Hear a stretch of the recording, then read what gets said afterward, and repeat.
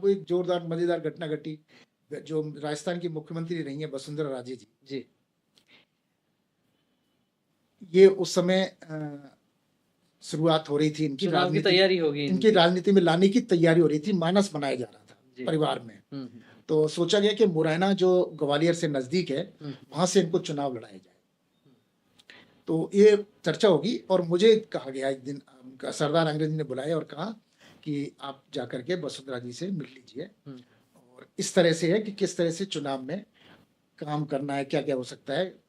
क्योंकि मैं तब तक वहाँ के जो बीजेपी के जो संगठन मंत्री थे, हुँ। उनके साथ मेरा जुड़ाव हो गया था। पार्टी कार्यालय में भी रहा जाकर के मैं वहाँ, जी। और उसके कारण मेरा संगठन मंत्री और वहाँ के बीजेपी के कार्यकर्ताओं से, पदाधिकारियों से, राजनेताओं से सबसे संपर्क हो गया था। और रानी महल में तो नौकरी थी हुँ। राजमाता विजय सिंधिया की। ये 2-3 महीने की बात होगी शायद मेरे वहाँ पहुँचने के। और उसके बाद में मैं जब उनके निर्देश हुए तो मैं विजय राजे सिंधिया जी के कमरे में गया। वसुंधरा सॉरी, जी। वसुंधरा राजे के कमरे में मैं गया। तो करीब कोई घटना, ये 2 बजे के बाद होगी शायद। तो मैंने जैसे ही कमरा खोला तो उस पूरे कमरे में अंधेरा और धुआं ही धुआं।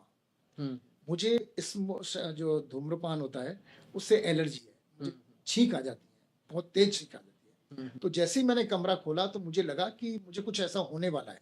अच्छा। तो मैंने कमरा बंद किया और मैं वापस आ गया और मैंने उनसे कहा कि साहब, उस कमरे में जो धुआं है, उस धुएं से तो मैं अंदर जा ही नहीं सका, मुझे तो छींक आने लग गई और मेरे को तो स्थिति मेरी खराब हो गई है। तो वो समझ गए, वो तो जानते होंगे जो भी स्थिति होगी।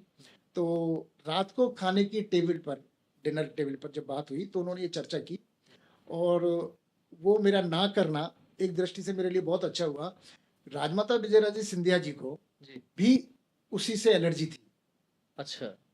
वो जिस मेरे को बाद में पता लगा कि जिस कार में, टैक्सी में जब दौरे करती थी वो बहुत, हाँ, हाँ। वो करीब करीब मेरे ख्याल में 20 दिन पार्टी के कार्य से देश भर में दौरे करती थी। अच्छा।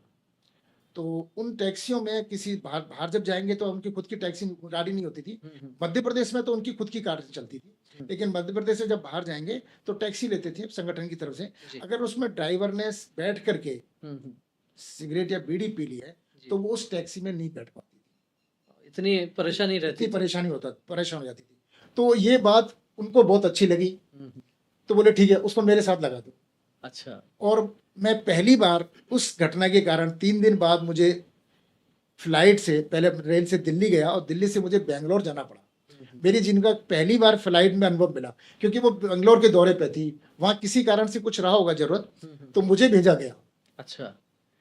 तो मेरी उस समय एक गरीब परिवार में मैं जन्मा। मेरे तो राजमहल में जाना ही झोपड़ी से महल में जाना था।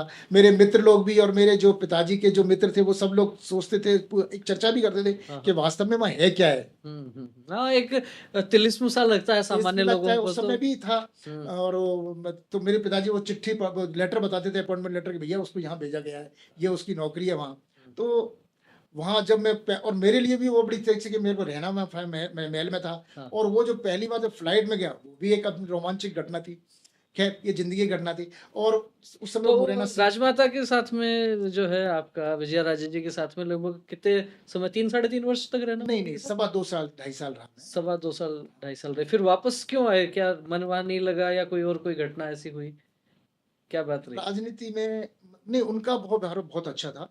वो जिस तरह के सफेद शुभ्र वस्त्र पहनती हैं, वैसे उनका मन था। और बहुत ही शांत स्वभाव और बिल्कुल पार्टी संगठन, इसके अलावा कोई बात नहीं। मुझे संजोग से उनके साथ उस समय गंगा जल यात्रा शुरू हुई थी। अच्छा। तो गंगा जी से लेकर के रामेश्वरम तक वो यात्रा चली थी। मेरे उनके कारण, मुझे दौरा में करने के कारण, उन्हें पूरा कर्नाटक, पूरे देश में मुझे घूमने का मौका मिला, समझने का भी मौला कि कहाँ किसकी भाषा कैसी है। जी। खान पान भी मिला। फिर छोड़ने का क्या कारण बना? छोड़ने का कोई बहुत बड़ा कारण नहीं, लेकिन एक छोटा सा कारण बना कि हम लोग नैनीताल के पास में एक रामगढ़ जगह है। अच्छा। वहाँ इनका ऑर्चर्ड है, बागान है। उस बागान में किसी कारण से वो ऑर्चर्ड को लेने का भी एक घटना है, वो मैं आपको बताऊं, बहुत जोरदार घटना घटी। ग्वालियर में राजमाता विजयराजे सिंधिया भारतीय जनता पार्टी में थी और उनका जो पुत्र थे माधवराव सिंधिया माधवराव सिंधिया कांग्रेस में। इमरजेंसी में कांग्रेस में चले गए थे। पहले वो जनसंघ में ही थे। तो स्वाभाविक रूप से जब नया मुल्ला होता है तो अल्लाह अल्लाह ज़्यादा पुकारता है। तो उनको ये दिखाना था कि मैं माँ से बिल्कुल नाराज़ हूँ और वो अलग-अलग है। तो आपको एक ज़ोरदार घटना बताता हूँ फ़िल्मी स्टाइल की, जो मेरे एक साथ ग्वालियर में घटी। जी। मैं ग्वालियर में जिस जगह रहता था, उसका नाम था हिरन हिरण्यवन। हिरण्यवन। नहीं वो तो था संत कुटीर, सॉरी। अच्छा। और सरदार आंग्रे जिस जगह थे उसका नाम था हिरणवन। हुँ। एक पूरी कोठी थी जिसमें कम से कम मुझे लगता है 15-20 कमरे होंगे, और सेम ऐसी थी संत कुटीर जिसमें मैं रहता था। संपत्तियों पर उस समय दोनों माँ बेटों के बीच में जो खींचतान शुरू हो गई थी, कौन किसका कब्जा करे। हुँ, हुँ। तो उन दोनों कोठियों पर एक बार कब्जा किया गया, और बड़ा योजनाबद्ध तरीके से किया गया कि जिस समय राजमाता विजयराय सिंधिया, सरदार आंग्रे और परिवार के लगभग सभी बड़े सदस्य हुँ। लंदन में थे, और सैटरडे का दिन था।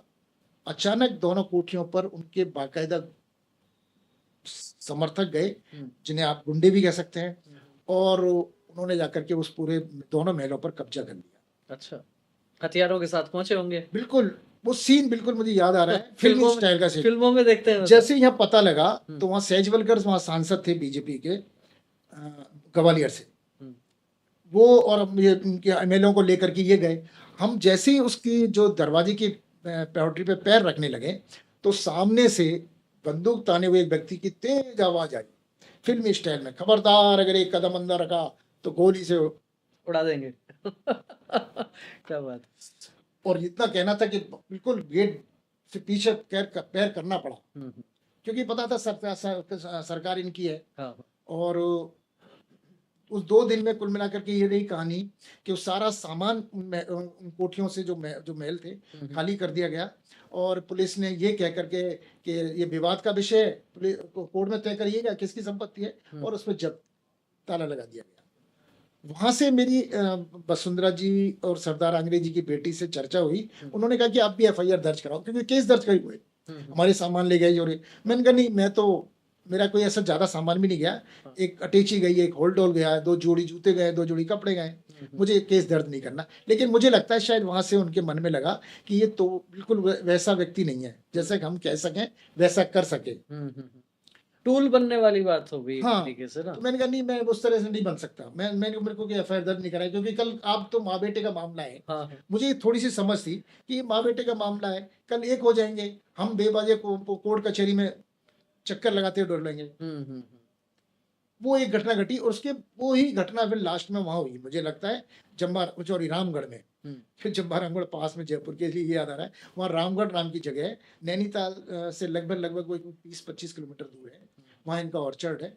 वहाँ पर राजमाता जो परिवार में चर्चा हुई, हाँ। वो उस समय माधवराव सिंधिया के कब्जे में था, अच्छा। वो ऑर्चर्ड। हुँ। तो वसुंधरा जी राजमाता जी के साथ रहती थी, हुँ। और वहाँ पर जो सांसद थे अकबर अहमद डम्पी, वो वसुंधरा जी के मित्र हैं, निकटतम मित्र हैं। हुँ, हुँ। तो उन्होंने उनके माध्यम से वहाँ कब्जा कर लिया। जब वहाँ कब्जा कर लिया तो विजयराजे सिंधिया जी वहाँ पे देखने, या ये कर्मियों की छुट्टी मनाने के लिए हम लोग वहाँ गए, हुँ, हुँ।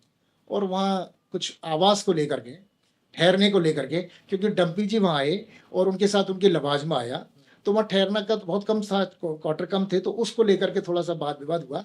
और मैंने कहा कि भाई मुझे अब आपकी नौकरी नहीं करनी, क्योंकि अब मैं कार्यकर्ता के नाते यहाँ आया था। हुँ, हुँ। अब आपका व्यवहार कार्यकर्ता से ज़्यादा एक सर्वेंट की तरह है, वो मेरी मानसिकता में नहीं है। और मैं ये कह करके वहाँ से फ्री चल दिया। बस एक ही बात थी कि मैं कार्यकर्ता की सोच के आया था, अब मुझे यहाँ सर्वेंट की तरह ट्रीट कर रहे हैं, ये मेरे गवारा नहीं है।